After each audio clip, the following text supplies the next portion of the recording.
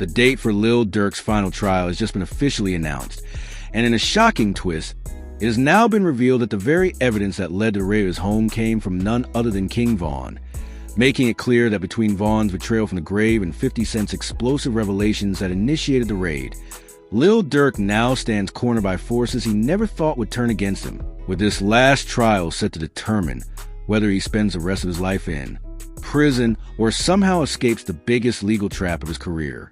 From the very beginning, this case has been a storm that only grew darker with time. When news first broke that Lil Durk's mansion had been raided by federal authorities, fans couldn't believe what they were seeing. It wasn't just another celebrity headline. It was a massive tactical operation, with agents storming the property and seizing items that, at the time, were kept under wraps. For weeks, speculation ran wild. Everyone wanted to know, what exactly did they find? Why was the raid so intense? And most importantly, how did the feds even know what to look for? At first, blame was laid squarely at the feet of 50 Cent, who, through his reputation for exposing secrets and digging up dirt, was said to have revealed the sensitive information that sparked the entire raid. But now, with the final trial looming, the truth has emerged.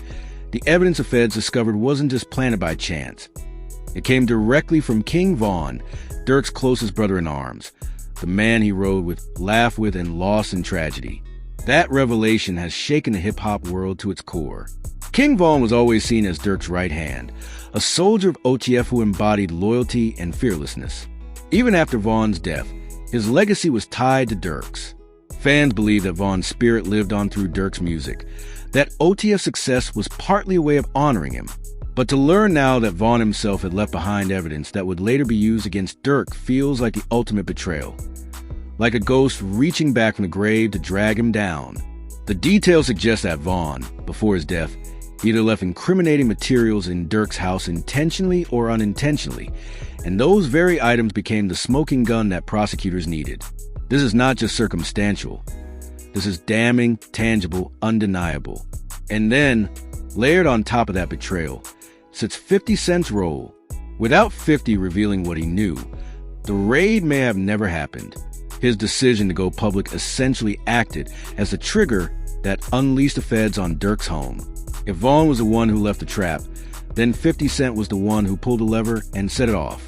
The combination of these two forces, one a fallen comrade, the other an industry mogul with nothing to lose, has left Durk in a position more vulnerable than he has ever been in his career. It's not just the law he's fighting now. It's betrayal, manipulation, and an entire narrative that paints him as a man undone by those closest to him. The announcement of the final trial date has added fuel to an already raging fire. Court insiders confirm that the case will be swift and decisive. The judge has made it clear this is the last stand. Prosecutors intend to present the full scope of what was found in Durk's mansion, evidence that reportedly includes financial ledgers, encrypted devices, unregistered weapons, and personal notes. The haunting part is that many of these items are believed to belong to King Von, left in Durk's possession and forgotten after Von's death. The prosecution's angle is simple. Durk harbored and benefited from Von's stash, making him complicit. The defense's argument will likely be that Durk had no knowledge of what Von left behind, that he was blindsided just as much as anyone else. But in a courtroom, perception is often just as powerful as truth, and right now, the perception is brutal. For fans of Lil Durk, the heartbreak is unbearable.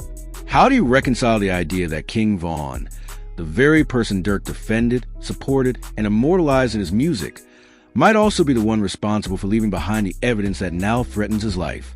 The betrayal feels almost biblical, like a brother turning on a brother, except this betrayal stretches across life and death. Social media is in chaos. Some refuse to believe it, arguing that Von would never intentionally harm Durk. Others say the facts don't lie. Von was wild, reckless, and often carried things that could get anyone in trouble, and whether intentional or not, he put Durk in jeopardy. Meanwhile, 50 Cent's name continues to dominate the headlines. He has already cemented himself as the instigator, the one who exposed Durk at the precise moment when the rapper was least prepared. Critics accuse 50 of exploiting the situation, of making himself the center of yet another rapper's downfall for attention. But supporters argue that 50 is doing what the industry refuses to do: expose the truth. For them, he's not a villain, he's a vigilante, someone who refuses to let corruption or hidden sins go unchallenged.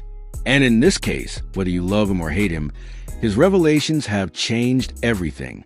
The final trial promises to be one of the most dramatic court sessions hip-hop has ever witnessed. The prosecution will lean heavily on the evidence seized during the raid, pointing out the connections to Vaughn and emphasizing that Durk cannot escape responsibility for what was found under his roof. The defense, desperate, will argue context, claiming that Durk had no knowledge and that the materials were not his. But the tension goes beyond legal strategies. This is about public perception, legacy, and betrayal.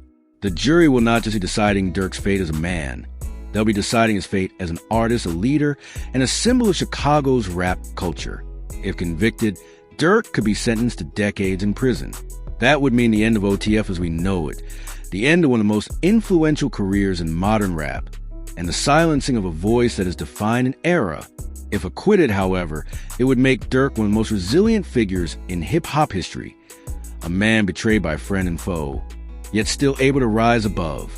Either way, this trial will define him forever. For now, Durk himself has remained eerily quiet. His silence could be strategy, could be fear, or could be the heavy weight of betrayal crushing him from the inside. Close associates say he has withdrawn into a tight circle, spending long hours with his lawyers and family, preparing for the trial of his life. His music, once an outlet, has become secondary to survival. The fans who scream his lyrics at concerts now wonder if those words will be the last they hear for years. And as the date approaches, one haunting thought lingers. This was not just a system coming for Lil Durk. This was a chain reaction set in motion by two people he should have been able to trust.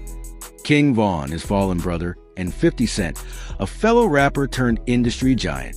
The betrayal cuts deeper than the charges themselves, because no matter the outcome of the trial, Durk will never forget how it happened. This is more than a legal battle. It's a tragedy. A story of friendship turned into betrayal, of legacy turned into liability, of truth revealed at the worst possible moment. And when the gavel finally strikes in that courtroom, it won't just determine Lil Durk's fate. It will mark the end of one chapter in hip-hop history and the beginning of another.